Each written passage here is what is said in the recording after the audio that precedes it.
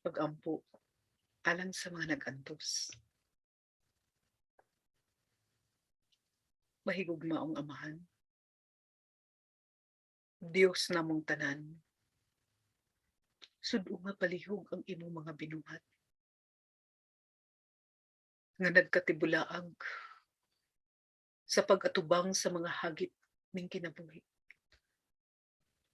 Ginoo, naghinaot ako nga unta pinaagi ni aning pag-ampo mabatunan namo ang kalinaw sa among gibati ug kalingkawasan sa mga kalisod nga among giatubang. Hinaot nga imong abagan ng mga naglisod ug gipanggutom, ang mga nagbako tungod sa pagluksa sa pagkawa sa ilang mga minahal. O kaha ang mga naghilak tungod sa tumang kalisod. Amahan, hatagi og giya. Palihog ang mga napatungan nga mga biktima sa giyera didto sa Ukraine, didto sa Russia, didto pa sa laing dapit. Ginoo, luwas sa sila gikan sa mga hulga sa kamatayon. Akong giampo nga pinaagi sa imong gahom, maundang na ang maong kagubot. Hinluan mo ang matag hunahuna ug kasing-kasing hilabi na sa ilang mga lideres. Hatagi sila og lamdag. Ug unta mawala na ang ilang mga kasuko o kaha paghandom pa sa dugang gahom. Dili na mo kaya kining tanan kung kami lang amahan. Di kinahanglan namo ang imong presensya. Taliwa sa tanan. Hilabi na katong mga nagkagubot tungod sa di pagsinabtanay. Tabangi kaming tanan, amahan. Nga mahimo mi barog sa among kalisod. Tabangi kami, Ginoo. Lakip na kadtong adunay gibati nga tumang kag-ul, depresyon, kadtong mga nagpuyo sa tumang kahadlok ug kabalaka.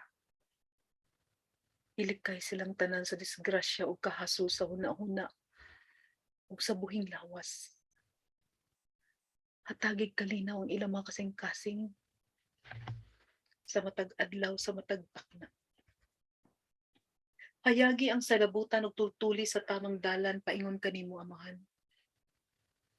Ug buligi usab sa grasya nga gipangkinahanglan ang mga naglisod ug mga nawad-an sa kapanag-ingnan. Ginoo,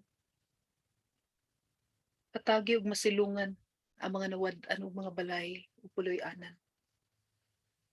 Lakip na kadtong mga walay nag-atiman kanila ug walay nagmahal ug nag-amuma.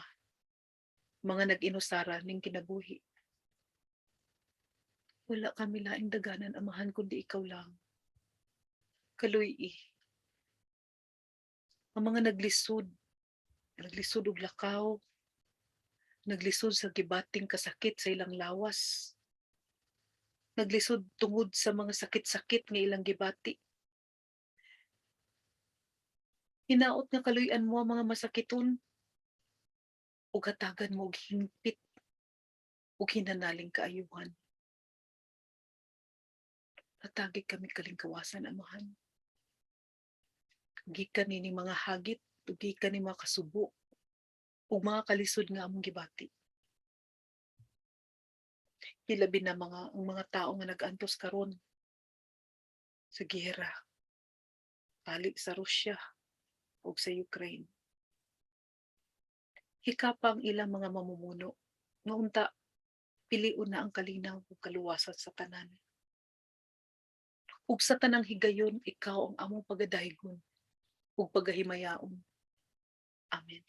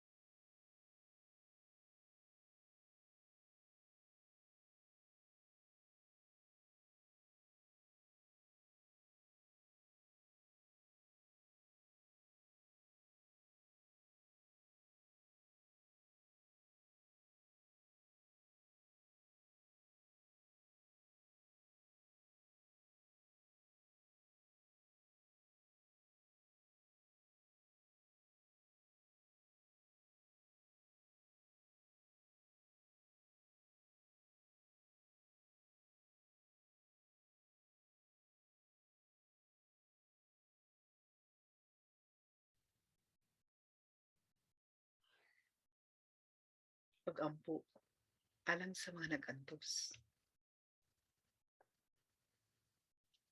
Mahigugmaong Amahan, Dios namong tanan, sud-o nga palihog ang imong mga binuhat nga nagkatibulaag sa pag-atubang sa mga hagit ning kinabuhi.